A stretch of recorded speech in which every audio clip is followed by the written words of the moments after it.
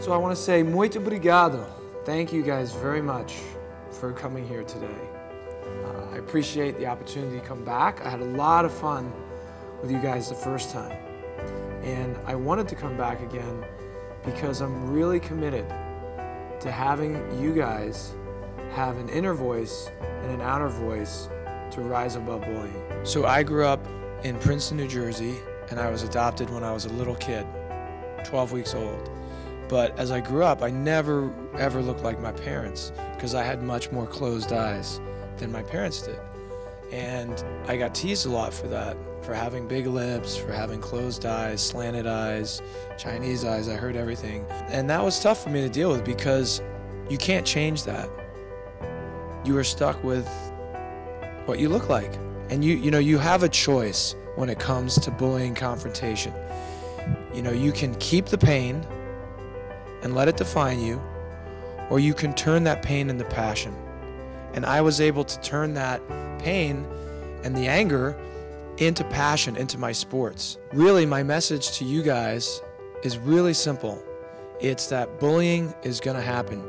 People have shared, it happens to everybody. It's gonna happen to your brothers and sisters, it happens to your parents, it happens to adults. It's gonna happen your entire life. That's not the point. The point is, how do you deal with it? That is really the key.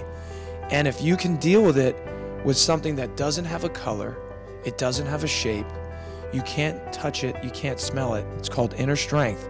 If you have that, you will be able to deal with any bullying or any confrontation a lot better.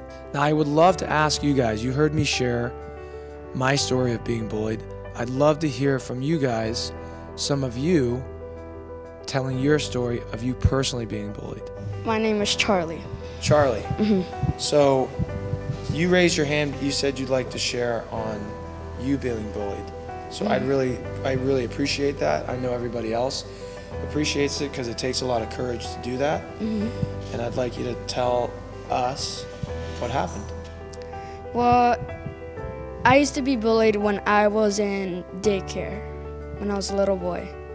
I used to always be picked on because I wasn't really good in sports that much.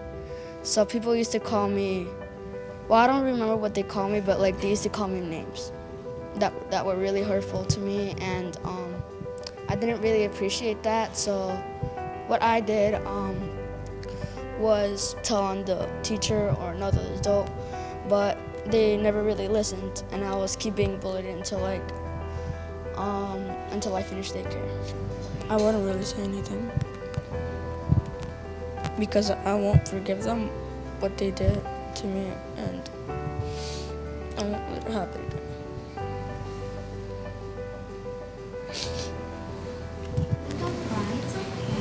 But he can. It's okay to cry because I cried when I was bullied. It's something because it is sad, it is frustrating, but crying is a cleansing thing. It lets out emotions that you may be holding down for a long time. It's so good to see someone have the courage to do this. I mean, I feel it right here, man.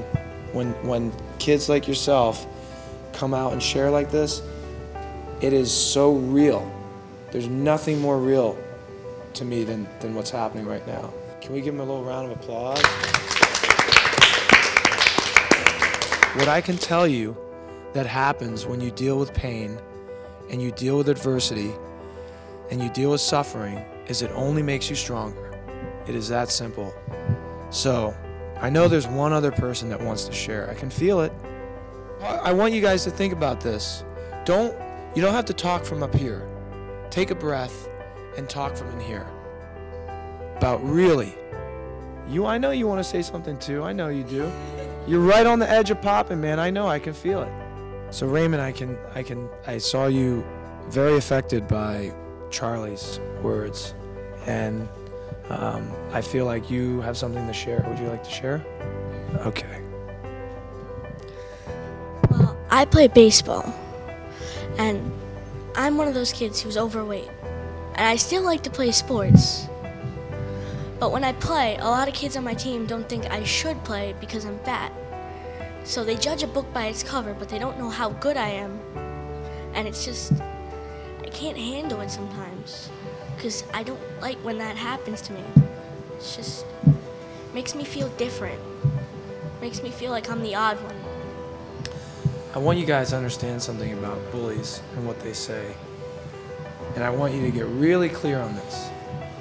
Nobody's words, no matter what they say and no matter what they do not define you. The only thing that defines you are your actions. They did judge a book by the cover, and they judged it wrong. But I don't want you to give up on your sports ever. Promise? I do. All right. Can we have a round for this gentleman right here? And muito obrigado for taking the time to be here and hearing the message from me and from everybody here. The one thing I can say is aspire to inspire. If you go out and share, and you have a voice, you're going to inspire other people, and it's going to come back to you tenfold. Trust me. So thanks again. I hope to see you guys in the spring for another big event. We're going to have some fun.